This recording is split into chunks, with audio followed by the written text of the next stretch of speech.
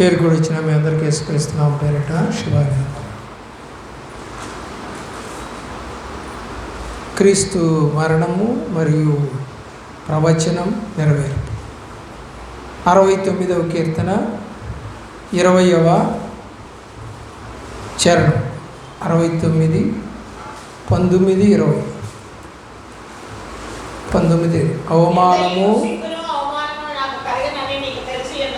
అవమానములు నిందలు కలిగి ఉన్నాయని మీరు ఎరుగుదురు.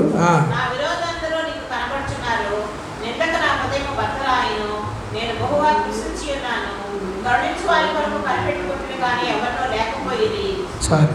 దేవుని యొక్క ప్రేమలో పిల్లరా ఆలోచన చేసినట్లయితే ఈ 69వ సంకీర్తనలో మరి 19, 20 వచ్చినారు.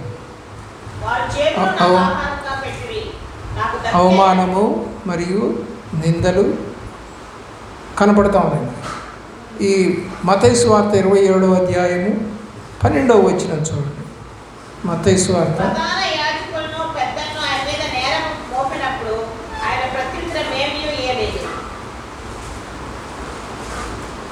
పిల్లరా ఏంటిది? అది 69వ సంకీర్తనలో 19వ వచనం.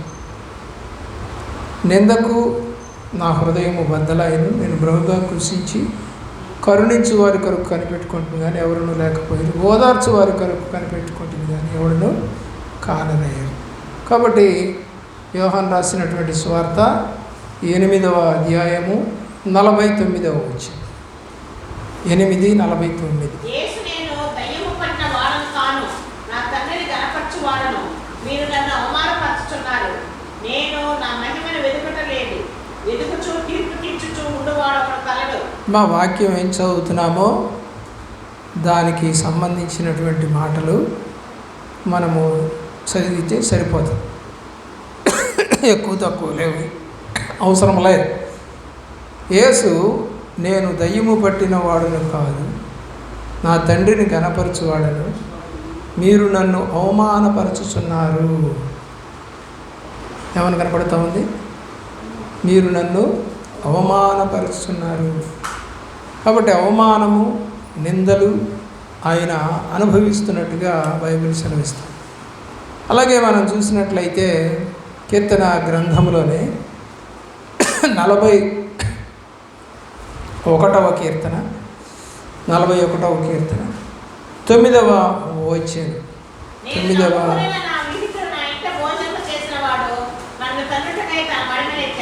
యోహాను రాసిన సువార్త 13వ అధ్యాయం 18. మిమ్మల్ని అందరిని గురించి నేను చెప్పలేదు, నేను ఏర్పరచుకునే వారిని ఎరుగుదును, కానీ నాతో కూడా భోజనము చేయువాడు నాకు విరోధముగా తన మడమని ఎత్తెను అను లేఖనము నెరవేరుటకై ఇలాగా జరుగును.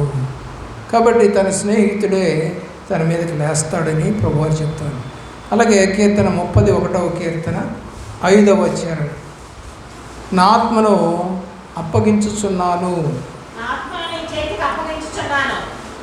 లూకా సువార్తలో 23వ అధ్యాయంలో 46వ వచనంలో అప్పుడు యేసు గొప్ప శబ్దంతో కేకవేసి, తండ్రి నీ చేతికి నా ఆత్మను అప్పగించుకొనుచున్నాను అని చెప్పి ప్రాణము విడిచి, ఏదైతే ఆత్మను అప్పగిస్తున్నానని రాయబడిందో అలాగే ఇక్కడ కూడా ఆయన అది చెప్పాడు. 34వ కీర్తన 20వ చరణం.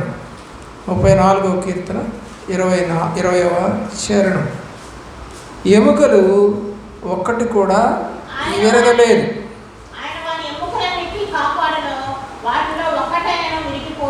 యోహాను రాసిన సువార్త 19వ అధ్యాయము 36వ వచనం. అతని ఎముకలలో ఒకటి అయినను విరవబడదు అని లేఖనము నెరవేరినట్లు ఇది జరిగింది. 35వ కీర్తన 12వ చరణం. 35వ కీర్తన 12వ చరణం. దౌర్జన్యం చేస్తూ ఉన్నారండి. చదవండి చదవండి.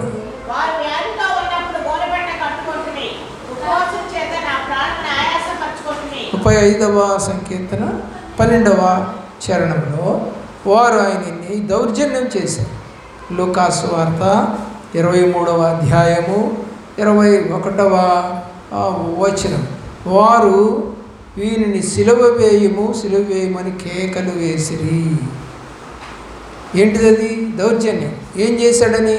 మంచి చేసినా కూడా సిలువ వేయండి. దౌర్జన్యం అంటే అదే. జరిగింది జరిగినట్టుగా జరిగినట్టుగా చెబుతారు. దేవుని యొక్క ఆ ప్రేమలో ఇలాంటి పరిస్థితి నీకు కూడా ఉన్నదేమో, దౌర్జన్యముగా ఉండటం. 38వ సంకీర్తన 11వ చరణం, 23వ అధ్యాయము లూకాసు వార్త 49వ వచనం.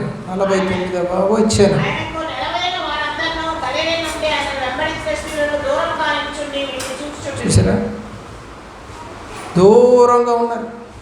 ఇలా ఆలోచించేయండి, ప్రార్థన చేయండి. దేవుడి సన్నిధిలో మరికొన్ని విషయాలు మరి రేపటి దినాన మాట్లాడుకుందాం. మోకరించండి, ప్రార్థన చేసుకోండి.